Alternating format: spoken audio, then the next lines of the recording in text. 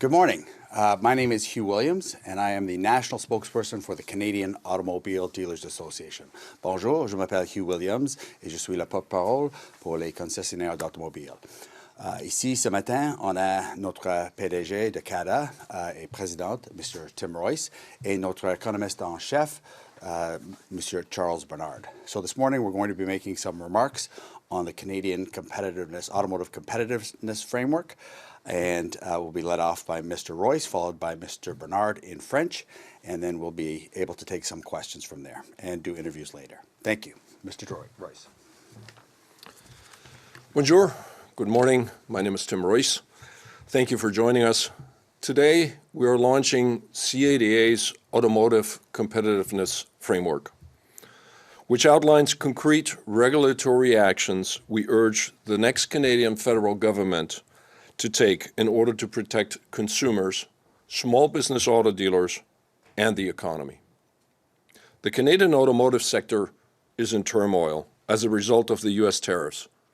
And while we applaud the current Canadian government on its measured response to not make the situation worse, it is clear that we are fast approaching a consumer affordability crisis, as the added cost of the tariffs work their way through the different supply chains of all the manufacturers and will soon be reflected in the higher prices in the marketplace. Faced with this, our automotive competitiveness framework outlines 5 concrete actions that the next federal government can take on behalf of the consumers and industry. First, end Canada's EV mandate. Canada has been very successful in increasing the number of electric vehicles on the road over the last years as consumer demand, charging infrastructure, and purchase incentives were aligned. Most recently, however, the buildup of charging infrastructure has not kept pace, especially in multifamily homes and downtown condominiums. Both federal and provincial purchase incentives have been curtailed and partially eliminated. Consumer demand, while still growing, is nowhere near where it needs to be in order to support the numbers contemplated by the federal and provincial EV mandates, despite the tremendous investments made into new products by almost all manufacturers. When recently discussing the decision to end BC's consumer carbon tax, BC Premier David Eby said that he does not want people to have to choose between affordability and climate action, and we wholeheartedly agree. However, if Canada's federal and provincial EV mandates remain in place in their current form, exactly that will happen very soon. We urge the next federal government to adjust, update, and recalibrate the original plans to take into account the changed market realities. Second, expand Canada's automotive regulatory framework. For far too long, Canada has been beholden to the U.S.-defined environmental and safety standards for vehicles, at the exclusion of all others. This means that Canadians only get those vehicles and brands that Americans consider attractive and affordable, because Canada's volume alone doesn't justify the cost involved in making the vehicles compliant to North American standards. Almost all manufacturers, including American ones, currently produce attractive and affordable vehicles in the European Union, Korea, and Japan that Canadian consumers would be very interested in. And there are also quite a few brands that would like to do business in Canada. Those vehicles and brands comply with the stringent environmental and safety standards in those jurisdictions. After all, do you really believe a vehicle that has been environmentally certified and deemed safe enough to be driven on a German Autobahn of over 200 kilometers an hour is not safe enough to be driven in Canada? What we are proposing is for the Canadian government to accept the vehicle compliance certificates of Japan, Korea, and the European Union, with whom, by the way, we have free trade agreements. This measure would represent an expansion of Canada's trade horizons, is supported by almost all manufacturers, including American ones, and would not be seen as a retaliation for any U.S. activity. it is something we can do additionally. Third, do not allow big banks to compete with the small businesses that they finance. Canada's Bank Act is up for regular review, and the big banks are once again trying to muscle their way into being able to lease vehicles to consumers. What this would mean is that the same banks that provide floor plan financing for our dealer members and therefore have all relevant financial information from them and have a tremendous lever over them would now be competing with them for the same customer. With the amount of power the big Canadian banks already have, it would be impossible for our small business dealers to compete fairly in the marketplace, especially if their competitor is the one holding their hands behind the back with their floor planning conditions. We should also not forget that during the financial crisis of 2008, Canada's banks panicked and pulled out of the retail finance market. In some cases, banks pulled long-established financing from successful, profitable dealers that had 80-year relationships with their bank. Two things saved the retail car industry at that time. First, the strength and resilience of the manufacturer-affiliated finance and lease companies. And secondly, the Canadian Secured Credit Facility purchased up to $12 billion of term asset-backed securities backed by loans and leases on vehicles and equipment. If the banks had also controlled leasing during the crisis, it would have been even more catastrophic. We therefore urge the Canadian government not to expand the business power of big banks into leasing. Fourth, scrap the inefficient luxury tax on vehicles. Since its inception a few years ago, the vehicle luxury tax has been an unmitigated disaster and a clear example of an inefficient tax. Even the Parliamentary Budget Office correctly predicted that it would never have its intended effect, as consumers would adjust their behavior and buy around this tax. What was portrayed as having the rich pay a fair share, but in reality was mere populist virtue signaling, has ended hurting hardworking Canadians, such as lot attendants, sales consultants, service advisors, and technicians that have been let go at dealerships directly affected by the drop in sales as consumers adjusted their purchases. In addition, the administration of this tax, through a completely new system and process, instead of through existing mechanisms such as HST, GST, is very costly to the government, manufacturers, and dealers, and is so fraught with problems and inconsistencies that the CRA has been forced to issue countless clarifications. It is time for this inefficient tax to go. And finally, fifth, pay the debt owed to car dealers for the ISEF incentives. As I'm sure many of you have seen reported in the press, a few months ago, Transport Canada announced on a Friday that the federal EV incentive program might be running out of money in the coming weeks, and then allowed one U.S. company that hardly has any investments in Canada, be they in manufacturing or dealerships, to submit claims for over 8,000 vehicles totaling over $48 million over that weekend, which led to the program having to shut down on Monday. While there's still a number of unanswered questions in this matter, one thing is clear. The ones left holding the bag were our members, to the tune of $8 to $11 million that they had fronted on behalf of the Canadian government to consumers at the time they bought an EV. This is unacceptable and undermines the entire EV support system by which our members agreed to front the money on behalf of the government in order to facilitate the transaction at the point of sale, under the assumption and trusting that they would be reimbursed accordingly. Irrevocably breaking that trust by not paying the debt currently owed to dealers would undermine our members' ability to continue transacting with EV customers in the way it is currently designed. While we have received some political assurances that this will be done, nothing has happened yet. On the contrary, we have recently received a written communication from Transport Canada that, in their opinion, they did everything right and by the book, which is quite interesting in and of itself, since we have yet to see the results of the thorough internal investigation announced by the minister.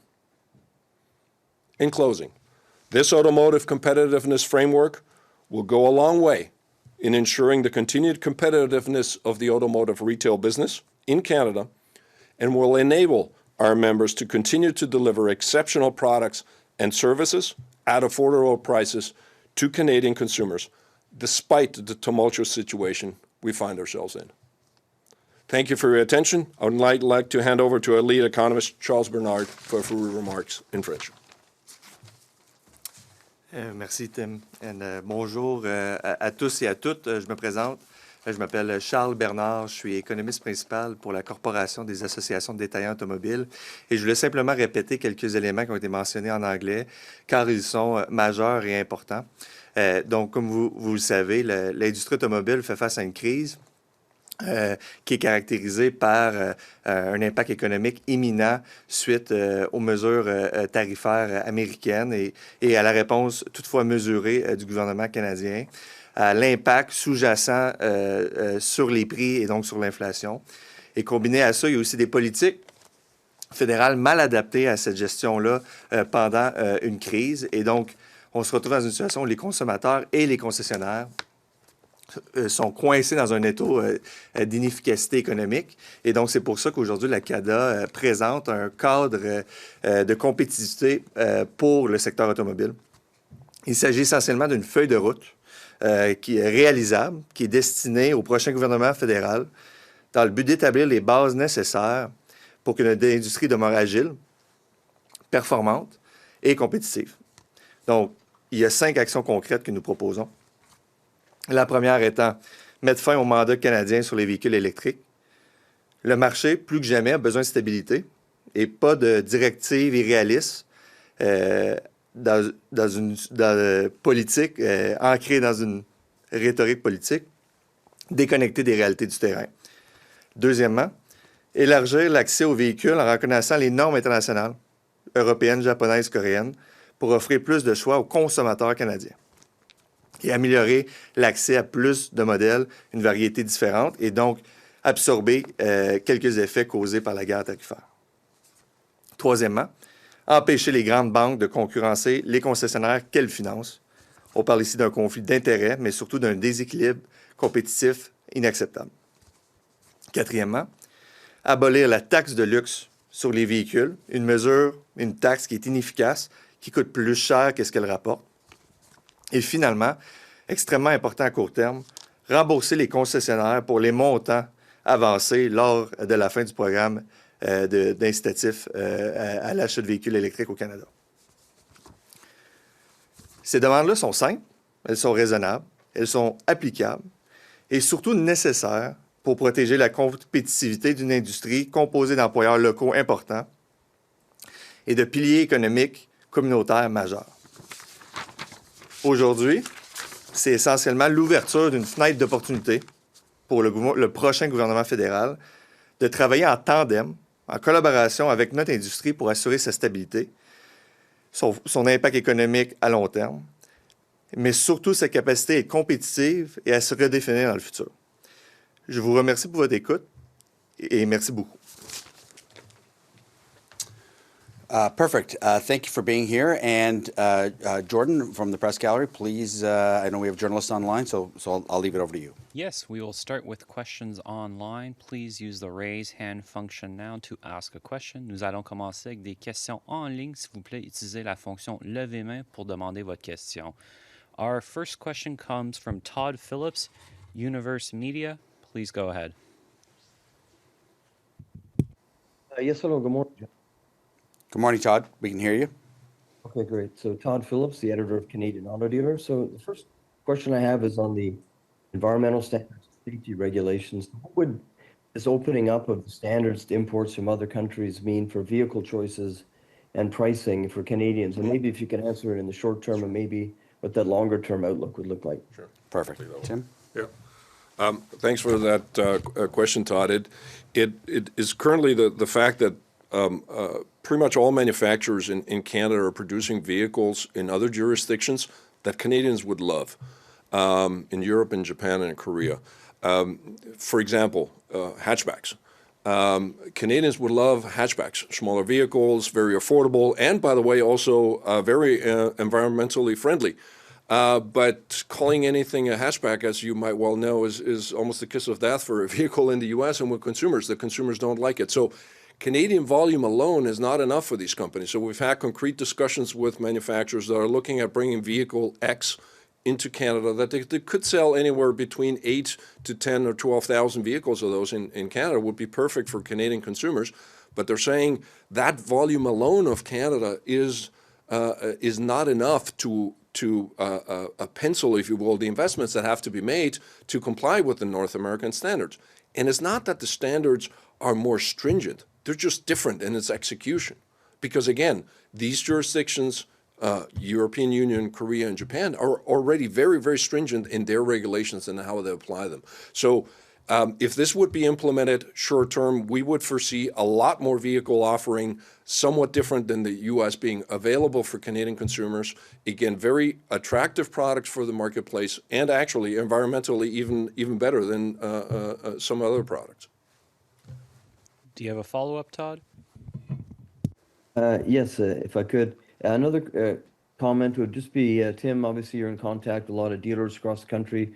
What are you hearing from them about what they're seeing in the showrooms now with, all the chaos over tariffs? Are they looking to buy Canadian-made vehicles? Are they looking to, buy now before the full impact of the tariffs hits? What's going on, if you will, on the showroom floor right now as a result of the tariff upheaval? Yeah, there continues to be a lot of confusion, obviously. That has now transitioned to more of a cautionary approach. Okay, what does this really mean for the next months? What we are actually currently seeing in the marketplace is dealers being able to advise consumers very closely on, listen, this is what I know currently, this is what I don't know, this is what my brand has told me might happen, or this is where we currently are, and advise them if they're close to or around their purchase decision. And they still have inventory on ground and coming in from the manufacturers. So dealers are not necessarily worried for right now, but they are looking forward because they already see what's coming, the affordability crisis that we were talking about, and how will they be able to handle that? Will they still have vehicles available at a price point that Canadians want to buy? What's going to happen to used car valuations? All of those things are still open questions. So there's, yes, confusion, but that's turning into action at dealerships across the country. As you know, our 3,400 members are very good entrepreneurs and are able to adjust to very tumultuous environments. And by and large, most manufacturers are doing actually a pretty good job in keeping dealers informed about also what they know and what they don't know in this rapidly changing environment.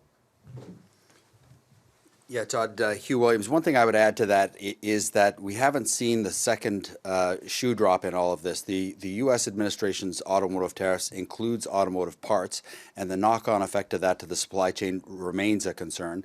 But I think one of the key things that we've noticed in dealing with federal officials on this is that this government has taken a smart strategic approach to retaliation. They put a number of measures in the mix to lessen the impact on the competitive structure here. But again, we remain concerned going forward. The other thing I would highlight as well is that it's clear from dealers meeting with their individual line manufacturers that not every showroom in Canada and the U.S. will look identical as they have over the last 10 years. So as we manage this crisis, there'll certainly be changes on both sides of the border to reflect the tariffs that have been put in place.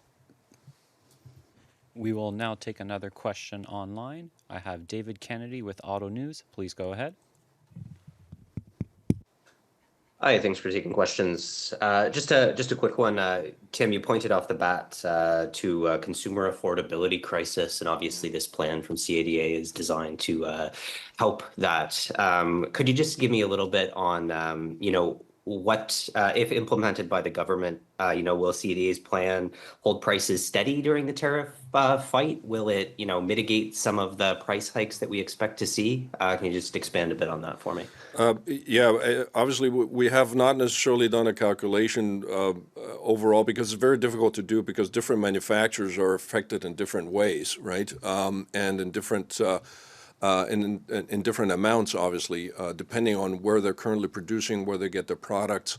et cetera. But what is clear is that the measures that we are proposing, especially the EV mandate, the expansion, getting rid of the EV mandate and expansion of the regulatory framework, that would have a fairly almost immediate effect in the marketplace. Because on EV mandates, let's not forget that we're getting very close in the provinces of BC and Quebec next year, where manufacturers will be constrained to restrict the numbers of internal combustion engines that they sell to those provinces, because they're not able to meet, and consumer demand is not as high, plus charging infrastructure is not there, and incentives are not there to reach the prescribed volumes in certain provinces. So restricting supply into a province obviously is going to drive up prices, right? So this would be a measure that prevents something from happening in the marketplace as well, as we deal with all of the turmoil from tariffs. So will all of these measures be able to dampen all of the tariff effects, to your question? Will remain to be seen, and is also dependent on different and individual manufacturers, what type of decisions they take, because some manufacturers might decide to take different decisions as well long term on their production facilities and their arrangement of supply, where they might be getting a vehicle currently out of the U.S. They might change that supply chain for those vehicles to be now coming from another country, right, to avoid some of the costs. So that will have to be considered as well.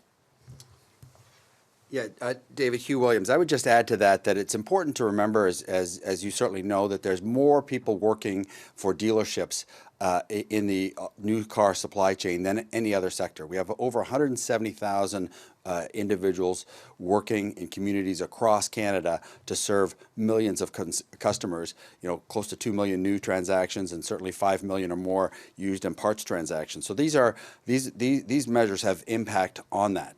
And I think when you look at all of the governments, the premiers have come together with Prime Minister Carney and talked about eliminating barriers to trade. If you look at the Quebec vehicle mandate and the BC vehicle mandate, these are really interprovincial trade barriers.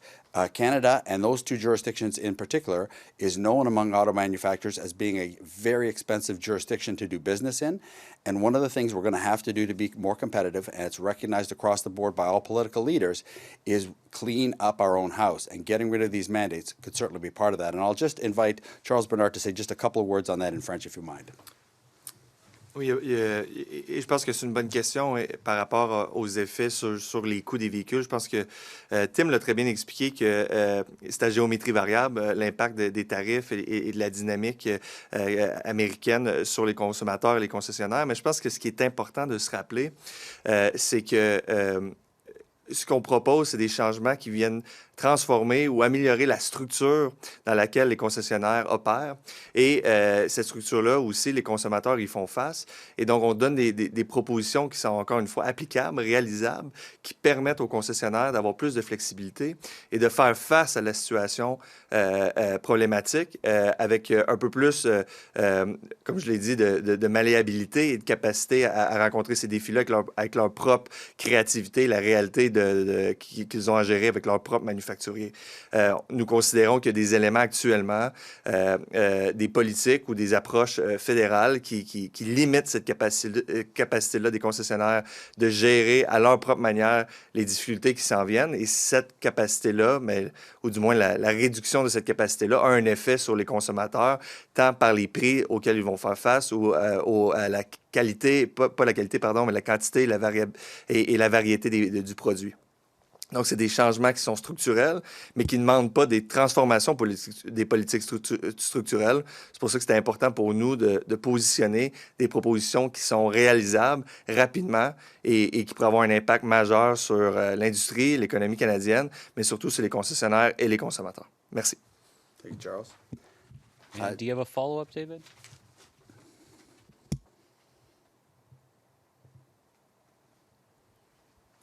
Did we lose you, David?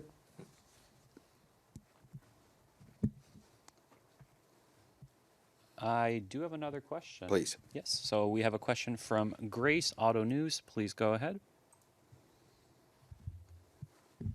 Good morning, Grace. Okay. Good morning. Thank you for taking my question. When you talk about bringing in vehicles that are popular with consumers from other parts of the world. And you cited Germany, an example of, Canada adopting safety standards for some of these vehicles. Are you thinking about, or do you have in mind vehicles that would be more affordable for Canadian consumers? And do you have any nameplates in mind? Always tricky to name nameplates, but I'll let Tim handle that. Yeah. Grace, I would encourage you to have those discussions with individual manufacturers, pretty much all of them from the three jurisdictions that we mentioned, European Union, Japan, and Korea. They already all have in their potential product plans for Canada quite a few ideas of what they would like to bring into Canada. But as I mentioned as well, and this is maybe different than what it was 10 or 15 years ago, there's also American manufacturers. The industry has changed, has globalized over the last 15 years, and they also find themselves in a situation where they're currently producing in those jurisdictions certain vehicles that would be perfect for Canadians. I mentioned a couple of types of vehicles, so I'm not at liberty to discuss brands or models, if you will. I'm fairly certain you will be hearing in the coming days from all of the manufacturers on their specific examples of what they would like to bring to Canada. And again, we're only talking about those three jurisdictions, Japan, Korea, and European Union, with which Canada already has free trade agreements, and with jurisdictions that have a very stringent also environmental and safety standards, right? Yeah, because I think that quite frankly, that would be an idea that would be popular with a lot of Canadian consumers. Yes, and you might see nameplates that you currently don't have in Canada. They might be part of a larger conglomerate that already does business in Canada, but brands that are currently not represented. You're an expert in the industry, Grace, so you know exactly what brands I'm talking about. That form part of in Europe and Japan and Korea, part of larger conglomerates where certain brands that are currently not doing business in Canada would like to come to Canada. And with this framework, they could do so. And by the way, our members would be very, very willing to take on the business and work with those brands. Thank you. Grace, I would just say as well that opens up opportunities for reciprocal benefits for those that are manufacturing in Canada as well. Any other question, Grace, or others? No, I'm good. Thank you. Thank you, Grace. We have time for one question with no follow-up. I have David Kennedy. Please go ahead. I think just do one more while we're here. Just wondering, Huw, you mentioned off a few minutes ago talking about expected changes at dealerships in Canada versus what they look like in the U.S. So I'm just hoping you can give me a little bit more on that. Obviously, we know Mazda's one example. The CX-50 is going to get dropped, at least for the time being, based on U.S. production. It sounds like you David, we lost you there temporarily, so I can answer the base question if you like. I think one of the things that's become clear as we go through this tariff war, certainly there's the unpredictability of the U.S. administration and how they're handling tariffs. I mentioned the auto parts element, where the U.S. is tariffing auto parts, but the Canadian government, in my opinion, our opinion, has been very smart in terms of not tariffing auto parts, and we hope the U.S. administration takes that lead as well, which helps protect the supply chain. And of course, our overall goal is to get rid of any automotive tariffs at all. The industry has thrived in Canada, both on the manufacturing side and on the dealer side, by having a unified, harmonized North American market. That market is better for the economies in both countries, it's better for the dealers in both countries, and most importantly, it's better for the consumers in both countries. We need to live in an auto tariff-free environment here in North America. Until that time comes, however, to the essence of your question, David, you've got manufacturers looking at their product line and making inordinately difficult calculations as to what content is coming from which side of the border and what is compliant under the current trade agreements and how that will be treated. And we know that the manufacturers are meeting proactively with their dealers to talk about the potential implications if we don't get this solved over the next little while. We know, of course, that there's a lot of product that's already landed before the tariffs have taken place. And for those consumers that we've certainly been talking to consumers and consumer groups, if they're nervous about the tariff situation, the most important thing is to go visit your dealer and to purchase a vehicle before we see the effect of this. And with the restricted demand, presumably we'll see prices increase. So that is a certainty, and it's also a certainty that the manufacturers will be calibrating to figure out which cars they can bring in tariff-free to the U.S. market and the Canadian market, and therefore you just won't have that compatibility. And I've been privy to numerous conversations that dealers have made on this with their manufacturers, but of course we can't share that between manufacturers to manufacturers because those are enormously important competitive decisions, but we know those discussions are going on. Thank you for the question, David. Thank you to the press gallery. Did you want to go, Tim? Or, yeah, I think we're good. Thank you very much for being here, and of course to the press gallery for hosting us here. Thank you very much. Thank you. Press conference.